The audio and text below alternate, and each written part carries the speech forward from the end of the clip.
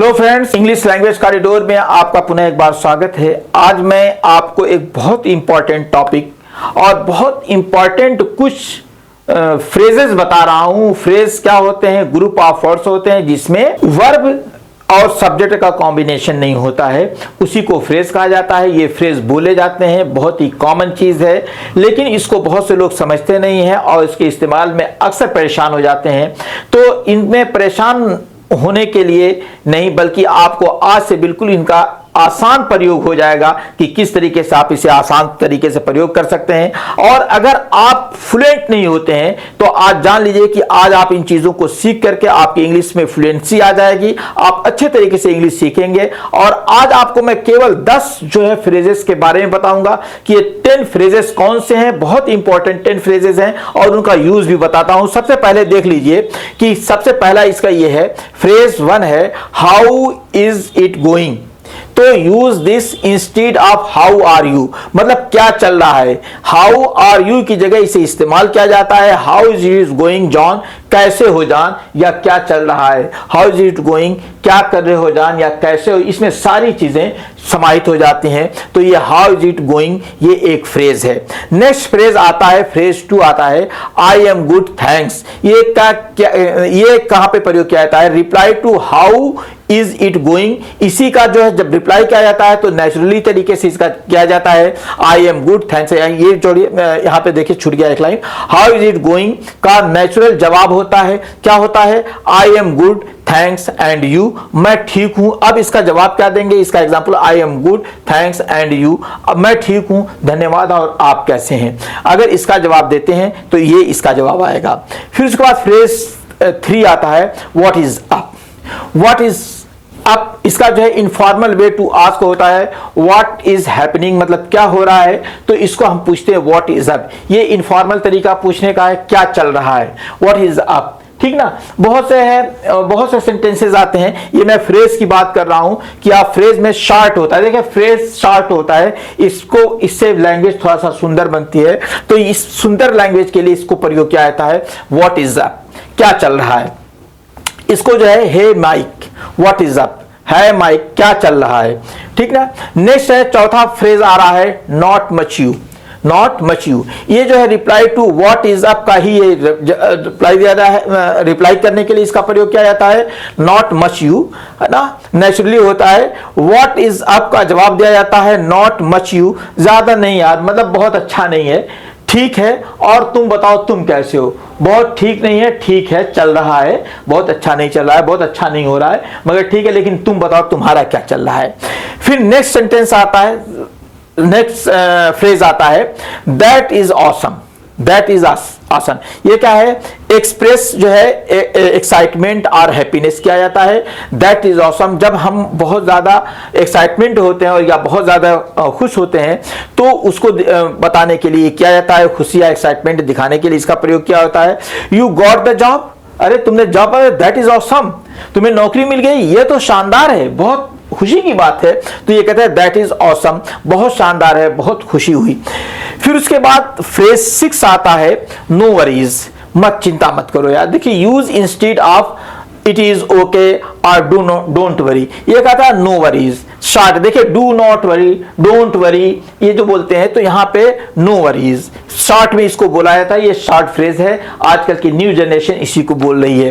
तो हिंदी है, it is okay या डोंट वरी की जगह पे इसका प्रयोग किया जाता है। एग्जाम्पल है, आई फॉरगॉट द बुक, तो कहता है कि मैं किताब भूल गया हूं, नो वरीज, मैं किताब भूल गया हूं, कोई बात नहीं यार, चलो मेरी है ना, मेरी देख लो, क्या हो गया, किताब भूल गए तो। नेक्स्ट है, अगला फ्रेज है, आई सी। ध्यान दीजिएगा, शो अंडरस्टैंडिंग इन कन्वर्सेशन, जब बातचीत में जो है ये होता है तो इसका प्रयोग किया जाता है, ओ आई सी, मैं समझा, है ना, अरे मैं समझा, ओ आई सी, अरे मैं समझा। तो ये चीज है। इस पे हम लोगों के एक टीचर थे, उन्होंने एक बहुत शानदार जोक सुनाया था कि एक बार किसी देहाती की भैंस गायब हो गई और वो जो है लाठी लेकर के दौड़ रहा था, जा रहा था उसको ढूंढने के लिए। तो उस शहर का कोतवाल भी वहीं रास्ते पर था, देखा कि एक आदमी बड़ी सी लाठी लेकर के दौड़ रहा है। तो उससे कहा कि यार ये आदमी लाठी लेके कहां दौड़ रहा है, इस तरह भाग रहा है, देखो तो इसका कोई इरादा ये तो नहीं ना, वो थोड़ा सा बड़े शहर का रहने वाले कोतवाल साहब थे, तो उन्होंने उसे अपने जो है असिस्टेंट से कहा कि ज़रा सा उसको रोको, देखो कहीं किसी को जाके मार न दे। तो बुलाया, वो सुनो इधर आओ। तो पूछता है कि भाई क्या बात है, कहाँ लाठी लेके जा रहे हो? तो वो कहता है कि अरे साहब हमार भैंस हेरा गई है, हम वही के खोजत हैं लाठी लेके, वो के हका के लिए आई। तो वो साहब शहर के थे, वो समझे नहीं। तो इसने जो उनका असिस्टेंट था उसको समझाया कि साहब इसकी भैंस गायब होगी, वो भैंस ढूंढने जा रहा है। तो उन्होंने कहा ओ आई सी। तो इसने समझा कि वो आई थी, तो तुरंत देखा था अरे साहब आए तो पकड़ला काहे नहीं। तो ये जो है ओ आई सी पे बात याद आ गई, आई सी। तो बातचीत में समझ दिखाने के लिए किया जाता है कि तो इसका इस्तेमाल बहुत संभल के कीजिएगा, किसी इस तरीके के लोगों के सामने मत कीजिएगा, नहीं तो वही कहेगा कि अरे पकड़े क्यों नहीं यार। तो so you left early today, I see, हाँ तुम आज जल्दी चले गए, हाँ समझ गया यार, चले गए थे जल्दी। नेक्स्ट है फ्रेज 8 है, एग्जैक्टली यहाँ पे है। तो एग्जैक्टली जो है ये एग्री विद समवंस नेचुरली, जब जो है किसी से नेचुरल वे से आप एग्री होते हैं, सहमत होते हैं, तो इसका प्रयोग किया जाता है।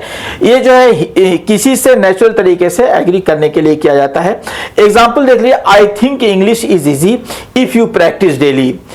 तो कहता है कि I think English is easy if you practice daily, अगर आप प्रैक्टिस डेली करते हैं तो इंग्लिश आसान है।